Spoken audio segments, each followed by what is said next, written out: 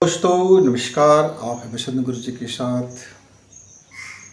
हम जीवन में बहुत बार सुनते हैं और लगभग लगभग सभी लोगों से सुनते हैं कि आप चरित्रवान बनो। पर चरित्र की परिभाषा मैंने अपने जीवन में कई लोगों से पूछा, जिसने भी मुझे कहा कि व्यक्ति को चरित्रवान होना चाहिए, तब मैं समझ नहीं पाता था क्या है कैरेक्टर, क्या है ये चरित्र। तो सबका अपना अपना एक चरित्र होता है। हम रामायण के पात्र में देखते हैं हजारों प्रकार के चरित्र से भरे पड़े हैं। महाभारत में देखते हैं तो तरह तरह के चरित्र भरे पड़ते हैं। सब अपने अपने चरित्र में हैं, सबका अपना अपना रोल हो रहा है। अब उसमें से ये देखिए, जो आपके आजू बाजू में कितने प्रकार के लोग रहते हैं, क्या क्या उनका चरित्र है। पड़ोस में देखिए, घर में देखिए, अपने फैमिली में देखिए, उसमें से कौन चरित्र आपको सही लगता है और कौन से चरित्र को आप मंचन करना चाहोगे, आपका कौन सा रोल आप अदा करना चाहोगे। ये कन्फ्यूजन में हम मनुष्य चले जाते हैं और कभी विचार नहीं करते। बचपना में आया, बस्ता पकड़ा स्कूल गया, बस्ता पकड़ा स्कूल गया, बैग पकड़ा स्कूल गया, अब कॉपी पकड़ा स्कूल गया, अब बिना कुछ पकड़े स्कूल गए। यानी कि नर्सरी से होते होते आपका हाई स्कूल, हायर सेकेंडरी, फिर आप आगे कॉलेज के छात्र, जहां आपको स्कूल जाना है नहीं जाना है, यूनिवर्सिटी में जाना है नहीं जाना है, एक कलम पकड़ लिया और हिलाते हाथ और चले गए। फिर आपका करियर आ गया, फिर पता नहीं क्या हो गया। पर आप भी कहते हो व्यक्ति को चरित्रवान होना चाहिए। अब चरित्र की परिभाषा क्या देते हैं।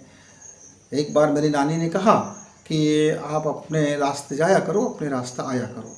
तो मैंने बोला, नानी ये रास्ता क्या होता है। भाई हम जाते हैं, गली गली जाते हैं, स्कूल जाते हैं, गली गली आ जाते हैं। मतलब बेटा ये तो पैदल जाए, ये तो आपका मार्ग है, मन का रास्ता सही करो। किसी लड़की को मत देखना, तो मैंने नहीं देखूंगा तो क्या करूंगा, आंख दिख जाता है। कहीं कोई गंदे शब्द मत सुनना, तो मैं बोला क्या करूंगा, कान में सुनाई दे जाता है। कोई गंदी चीज़ मत खाना। अरे भाई आप जो परोसोगे उसको मैं खाऊंगा, बाद में मालूम होगा कि चीज़ गंदी है कि अच्छी है। उनकी सीख समझ में आया नहीं और वो मुझको समझा नहीं पाए, क्योंकि मैं बाल बुद्धि था और वो बाल बुद्धि को क्या समझाता। जैसे जैसे बड़ा होता गया ये और जटिल होता गया, ये और जटिल होता गया। तब मैंने क्या देखा, एक ही व्यक्ति में एक साथ कई चरित्र बोलते हैं।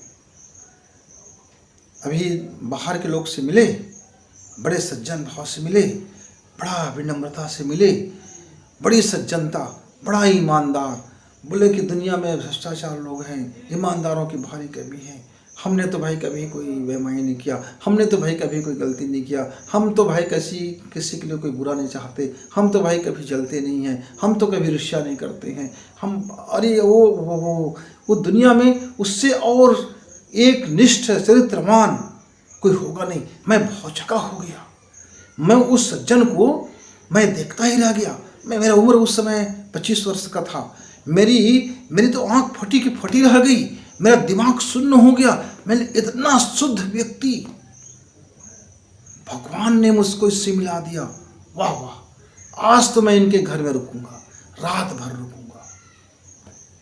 फिर हम लोगों की बड़ी बढ़िया खातेदार हुआ, हाथ पोछने का लाया गया, बढ़िया व्यंजन कराए, खूब सेवा सत्कार हुआ। पर मैं देख क्या रहा था, उस समय पूरे घर एक अजीब से कंट्रोल में था। मतलब किसी को कुछ अलग से करने की, स्वाभाविक जीवन जीने की आज़ादी नहीं था।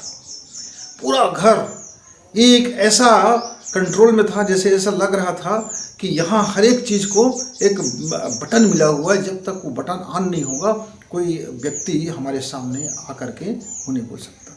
लेकिन उसी बीच में एक छोटा सा बच्चा आया और मेरा बड़ा स्वभाव क्या था, मैं बच्चों से जब भी मिलता हूँ तो बच्चे जैसे हरकत करने लगता हूँ। फिर बच्चे मेरा मित्र बन जाते हैं। फिर वो छोटा सा नन्हा सा दोस्त जो करीब 7 साल का रहा होगा, वो नन्हे से दोस्त ने मुझसे कहा कि क्या मुझसे आप दोस्ती करोगे। मैं बोला बिल्कुल, मैं आपका दोस्त हूँ, हम दोस्ती करते हैं। चॉकलेट खाना है? बोले नहीं चॉकलेट नहीं खाना है, चॉकलेट तो दादाजी दे देते हैं। और ये बोलते हैं जब भी चॉकलेट देते हैं तो गंदे होते हैं, मीठा होता है, दांत सड़ा देता है, लेकिन देते हैं और मैं खा लेता हूँ। और अरे मैं क्या बताऊँ, अब मुझको खेलने नहीं दिया जा रहा है, मुझको उद्यम करने का मन है, मैं ये गेम खेलना चाहता हूँ, मैं अपनी कारें चलाना चाहता हूँ, मैं अपनी जहाज़ उड़ाना चाहता हूँ, मेरा मन बहुत ज़्यादा उकला रहा है कि मैं यहाँ खेलूँ, आपकी गोदी में बैठूँ, आपसे मैं बातें करूँ, पर मुझको रोका जा रहा है। मैं बोला नहीं भाई, कोई रोक नहीं, खेलिए खेलिए, खूब खेलिए। बच्चे उस कमरे में आकर के खूब जो जितना उसका गुबार था उसे निकाल दिया, कितने सामान को नीचे गिरा दिए, पटक दिए, वो खेलने लगे, हम लोगों के बीच में खेलने लगे, कूदने लगे, हमारे बिस्तर पे कूदने लगे, और यहाँ तक का उन्होंने बेड के ऊपर में खड़ा होकर के अपनी चड्डी निकाला और सुसु भी कर दिया कमरे में। उसके दादाजी आए, उसके पिताजी आए और दो चाल लगाते हुए बोले कि गंदी आदत है, ऐसा है वैसा है, ऐसा किया, लेकिन गुस्सा उनका कंट्रोल था। बिल्कुल ऐसा लग रहा था कि बच्चे को अभी कुछ नहीं किया, बड़े दुलार दिया। बच्चा बोला आज तो मज़ा आ गया, मुझको तो कोई डांट भी नहीं पड़ा, मैंने तो गलत उधम भी किया, मैंने तो गलती भी किया, मैंने तो नुकसान भी किया और मुझको कोई डांट नहीं पड़ा। तो मुझको बोले दोस्त आप ना हमारे घर आया करो, आप जब आ गए हो ना तो देखो हमारा घर बहुत शांत हो गया है, सब अच्छे हो गए हैं, आप अभी जाओगे ना इसके बाद सब गाली गलौज करेंगे, टंटा करेंगे, मारपीट करेंगे और मुझको तो सज़ा मिलेगी और मेरी मम्मी को भी और उसको भी ओहो, सारा भेद खोल दिया छोटा बच्चा। उसको चुप चुप कराते रहे, चुप रहो, नहीं जानते हो बच्चा है ऐसा कहते रहे। पर मेरा अंदर का गुरुजी ने आंखें खोल दी, चौकन्ना हो गया। मैं बोले बाप रे, इस एक आदमी के पास कितना चरित्र है। और फिर मैंने मित्र विगत फिर 10 साल लगा दिया हुआ अपने जीवन का, आगत 10 साल लगा दिया मनुष्य का अध्ययन करने में, लगा दिया। मोहल्ले में अध्ययन किया, पड़ोसी के अध्ययन किया, घर का अध्ययन किया, गांव में अध्ययन किया, बस में बैठ कर अध्ययन किया, अच्छे से भ्रांत परिवार में जा कर के बैठा, कारोबारी के पास बैठा, अधिकारियों के पास बैठा, कहाँ नहीं बैठा, और मैंने मनुष्यों का अध्ययन करना शुरू कर दिया। इसी बीच विवेकानंद जी का, महाराज जी का एक पुस्तक मुझको हाथ लगा, बोला कि मनुष्यों का अध्ययन करो, यही अग्नि मंत्र है। मैंने बोला वाह स्वामी जी, आप तो मेरी मन की बात मुझको बोल दी, और मैं लग गया मित्र।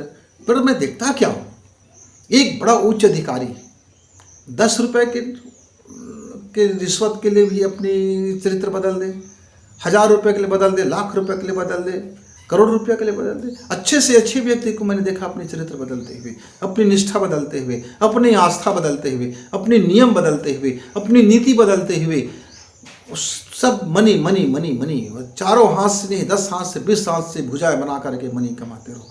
पूरी लगभग 99% मनुष्यों का चरित्र एक ही था, मनी माइंड, और दूसरे के सामने सब भ्रांत बनना, इंटेलिजेंट बनना, सभ्यता से में रहना, इंचों में मुस्काना, बिल्कुल कहीं ऐसा ना लगे कि हम गंवार हैं, हम असभ्य हैं। लेकिन ये मुझसे हुआ नहीं।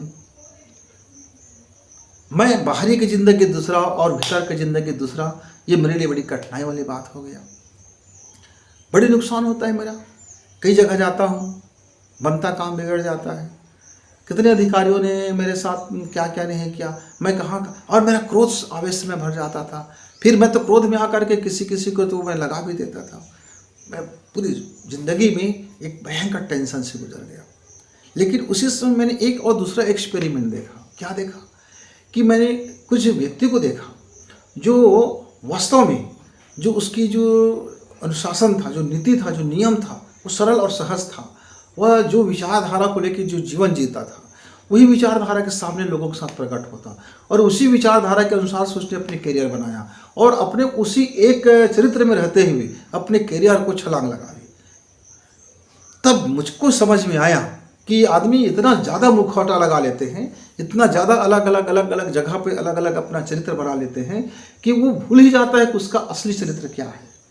और जो व्यक्ति एक चरित्र वाला होता है वो जिंदगी में फिर सफल होता हुआ निकल जाता है। अच्छा है तो अच्छा, बुरा है तो बुरा। रावण का एक चरित्र था, दुनिया में राज करो, जो भी विधि हो जाए, एक चरित्र था उसका, एक छत्र राज किया। राम का एक चरित्र था कि मर्यादा कभी न छोड़ी जाए, तो जीवन भर मर्यादा नहीं छोड़ा। तो मैंने फिर सीखा कि एक कृष्ण जी का एक चरित्र था, जैसे को तैसा, जो जैसा है उससे वैसा व्यवहार करे। साधु है तो साधु जैसे, लंपट है तो लंपट जैसे, डाकू है तो डाकू जैसे, कोई कुटिल है तो कुटिल जैसे। तो मतलब कृष्ण इसीलिए पॉपुलर हो गए, उसका चरित्र एक था, क्या था, जैसे को तैसा, उसका हर जवाब जैसे को तैसा था और निष्कपट था। कभी छल नहीं किया पर छलिया नाम कहलाए, कभी रण से भागे नहीं लेकिन रण छोड़ कहलाए, कभी कूटनीति किया नहीं पर सबसे बड़ा कूटनीतिज्ञ कहलाया, कभी राजनीति किया नहीं पर सबसे बड़े राजनीतिज्ञ कहलाया, कभी किसी से उसने अफेयर किया नहीं लेकिन दुनिया के सबसे बड़ा प्रेमी कहलाया, कभी किसी को उसने त्यागा नहीं पर उससे बड़ा और कोई त्यागी नहीं कहलाया। मतलब वो इतने चरित्र को एक चरित्र में बांध के रखा था कि आदमी का जीवन छोटा पड़ जाएगा उसके चरित्रों को यदि लग जाए तो। मैंने इसको भली भांति समझा मित्र, और इसीलिए मैंने आपसे शेयर किया कि यदि आप एक चरित्र में रह जाते हैं, एक चरित्र को पकड़ लेते हैं, उसको जीवन में फॉलो करें, उसको कर्म में फॉलो करें, उसको अपने करियर में फॉलो करें, तो आप देखना पहले पहले हो सकता है कि नुकसान लगे, फिर आपके जीवन में वो तरक्की आएगा और जीवन में ग्रोथ आएगा। मित्रों, मैं इसको यूँ ही नहीं कह रहा हूँ, मैंने अपने 30 वर्ष का इस जो करियर लाइफ में, ये 30 वर्ष जो मेरा करियर लाइफ जो गुजरा है, मैंने अपने जीवन में कुछ भी हो गया है पर मैं अपना एक चरित्र को नहीं छोड़ा, जो मेरा एक का चरित्र था, अंदर था, बाहर था, कारोबार में था, और मैं अपने जीवन को हर उस मुसीबत से बाहर निकाल लिया जहाँ से मुसीबत से बाहर निकालना मतलब ऐसा लगता है कि ये शायद कोई अनहोनी बात होगा या बहुत बड़ी बात हो गया। यानी जलते हुए आग से अपने को सुरक्षित निकाल लेना, और भयंकर बाढ़ से अपने को सुरक्षित निकाल लेना, और भयंकर तूफान में घिरे होने के बावजूद भी अपने तबाह होते हुए भी नया पुनर्निर्माण कर लेना, वो सारी चीज़ की शक्तियाँ आपको फिर मिल जाती है, फिर वो सारी चीज़ के प्रबंधन आपके हाथ में आ जाती है, क्योंकि आप एक निष्ठ होते हैं, एक चरित्र वाले होते हैं। लेकिन आपको ही नहीं पता चले कि मेरे कितना चरित्र है, तो फिर जीवन में तो गटमट होना है। मान लीजिए अभी आप मेरे सामने बड़े सज्जन हो गए, अभी आपके सामने एक कर्जा आपका आ गया जिससे आपको कठोर बनना है, अब उससे तो मीठा मीठा की बात करोगे, अंदर से जलते रहोगे, कुड़ते रहोगे। अभी उसी बीच में एक और बेईमान आ गया जिसने आपका पैसा की बेईमानी किया है, अब तो फिर उसके साथ आपको दूसरा व्यवहार हो जाएगा। अभी आपके पास एक ग्राहक आ गया जिसको अभी आपको मुड़ना है, लूटना है, खसोटना है। अभी आप बड़े उच्च अधिकारी थे, अभी एक व्यक्ति मामला में फंसा हुआ आपके पास आ गया, आप लाखों रुपए का उससे सौदाबाजी करोगे और बाहर में मुझसे संभ्रांत बनोगे, इंटेलिजेंट बनोगे, सभ्यता वाले बनोगे, तो आपको तो इतने सारे मुखौटे को ढोते ढोते आपकी एनर्जी नष्ट हो जाएगा। जितना ज़्यादा मुखौटा, जितना ज़्यादा करेक्टर, उतने ज़्यादा आपका एनर्जी का लॉस। तो फिर समय तो उतना ही है भैया आपके पास, 24 घंटा, हर किसी के पास 24 घंटा है, उससे ज़्यादा समय तो किसी का रहता नहीं है। हर के पास आपका दिमाग सभी तरफ से रहेगा तो आपको तो पागल बनाना स्वाभाविक है। आप दुनिया भर की चीज़ में रहोगे तो हार्ट का अटैक आना स्वाभाविक है। आप दुनिया भर के खान पान करोगे और बाहर में लोगों को बताओगे, अरे यार मैं बहुत। अब एक मैं बात समाप्त करने से पहले मैं आपको बता दूं, एक व्यक्ति मंच में बहुत बड़ा धार्मिक लग रहा था, ऐसा लग रहा था कि दुनिया में इससे बड़ा और शानदार धार्मिक प्रवृत्ति का, संत प्रवृत्ति का और बेहतरीन कोई नहीं होगा। मैं उसकी प्रवचन सुन रहा था, उसकी सत्संग सुन रहा था, पर मेरे मन में कुछ बात आया तो मैं उनके घर चला गया, सत्संग से उठा घर चला गया। वहाँ एक व्यक्ति बैठा हुआ था, उसने अपने जीवन की पूरी राम कहानी बताई, उसकी बीबी ने राम कहानी बताया, उसकी माँ ने राम कहानी बताया, उसके बच्चों ने बताया, सब ने बताया। इतने उसके मुखौटे, इतने उसके चरित्र था कि रावण भी लजा जाए कि अरे बाप रे, कितना डिफरेंट पर्सनालिटी को लेकर के व्यक्ति जिंदा है और उसके बाद भी पागलपन नहीं है। तो ये तो मनोचिकित्सक के पास जाए तो डॉक्टर पागल हो जाए, इतने पर्सनालिटी लेकर के जीवन जीना। और अधिकांश अमूमन मेरे मित्र तो 2 से 3 पर्सनालिटी तो रहता ही है। 99% मनुष्यों का चरित्र ऐसा है मित्र जिसका दोहरा और तिहरा चरित्र आपको मिल ही जाएंगे। दोहरा और तिहरा चरित्र के लोग तो इतने लोग मिल जाएंगे आपको कि जनगणना भी करना मुश्किल हो जाएगा। इसलिए यदि घर में एक कुत्ता है तो कुत्ता सिर्फ एक कुत्ता है, वो कमीना नहीं होगा। लेकिन मनुष्य के अंदर में वो कुत्ता भी रहेगा, कमीना भी रहेगा, गधा भी रहेगा, खच्चर भी रहेगा, शेर भी रहेगा, भालू भी रहेगा, देवता भी रहेगा, राक्षस भी रहेगा, किन्नर भी रहेगा, हिजड़ा भी रहेगा, स्त्री भी रहेगा, पुरुष भी रहेगा। जितने करेक्टर है इस धरती का, कीड़े मकोड़े, लूट खसोट, डाकू चोर, सब तरह के करेक्टर को वो वक्त के अनुसार से अपना मुखौटा बदलता है, अपनी चाल बदलती है, अपनी नाखूनें निकालती है, अपनी खंजर निकालते हैं और अपने वक्त के हिसाब से अपने मुखौटे बदलते हैं, अपने चेहरा बदलता है। मालूम नहीं होता कि आदमी का वास्तविक चेहरा कौन सा है। ये शेर है कि गिदड़ है कि कुत्ता है कि कमीना है कि उल्लू है कि घुघू है, पागलपन आ जाता है। मित्रों, ये जब मैंने देखा तो मेरे अंदर भी एक बड़ी अजीब से मेरे अंदर में पीड़ाएं और रौकलाहट आने लगी। तब मैंने एक अपनी गजल संग्रह लिखा, फैलता हुआ स्याही। फैलता हुआ स्याही इसी बात की वो पीड़ा का अभिव्यक्ति है कि लोग कितने मुखौटे दर मुखौटे कितने चरित्र को अपने भीतर में पाल के रखा है। वो व्यक्ति, एक व्यक्ति होता तो निस्संदेह सफल होता, एक व्यक्ति होता तो निस्संदेह अपने ऊंचाई तक ले जाता, लेकिन एक व्यक्ति के अंदर में हजारों व्यक्तित्व, एक व्यक्ति के अंदर में हजारों चरित्र, जो अलग अलग टाइम पर अलग अलग तरीके से बाहर निकलता है। अब ऐसे व्यक्ति का कोई चरित्र नहीं है, वो कैसे फिर अपने आप को सफल कर सकता है। मित्रों, मैंने जितने भी सफल युवा देखा है उसमें दोहरा चरित्र होते हैं और सिंगल चरित्र वाले भी होते हैं, लेकिन हजारों चरित्र को लेकर को नहीं चलता है। उसका दोहरा चरित्र ये हो सकता है कि पर्सनल लाइफ उसका अपना एक चरित्र होता है और बिजनेस का लाइफ का एक चरित्र हो गया, उसकी कारोबार का लाइफ का एक चरित्र हो गया, अपना घर के लाइफ का एक चरित्र हो गया, वो जिस ऑफिस में काम करता है उस ऑफिस का एक चरित्र हो गया और अपने निजी लाइफ का एक चरित्र हो गया। ये इतने दो चरित्र वाले भी लोग भी काफ़ी सक्सेस रहेंगे और काफ़ी सम्मानित रहेंगे। लेकिन यहाँ तो आप देखोगे पल पल में गिरगिट भी शर्मा जाए, इतने रंग बदलने वाले मेरे मित्र होते हैं चरित्रगत में। तो आप ऐसा जो गटमट परिभाषा हम लोगों को बताया गया बचपन में, चरित्र मतलब क्या है कि लड़की को लाइन मत मारो, चरित्र मतलब क्या है किसी लड़के को लाइन मत मारो, चरित्र मतलब क्या है किसी को छू मत, चरित्र मतलब क्या है कि किसी की बेईमानी मत करो, चरित्र मतलब क्या है किसी को धोखाधड़ी मत करो, चरित्र मतलब क्या है किसी को लूट खसोट मत करो। ये छोटी छोटी जो हमको बातें बताई गई,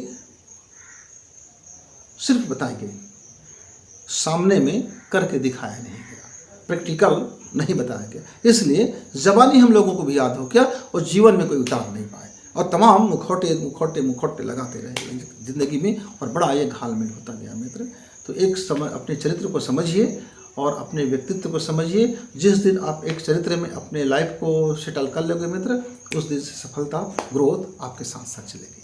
फिर मिलेंगे, तब तक मुझे विदा।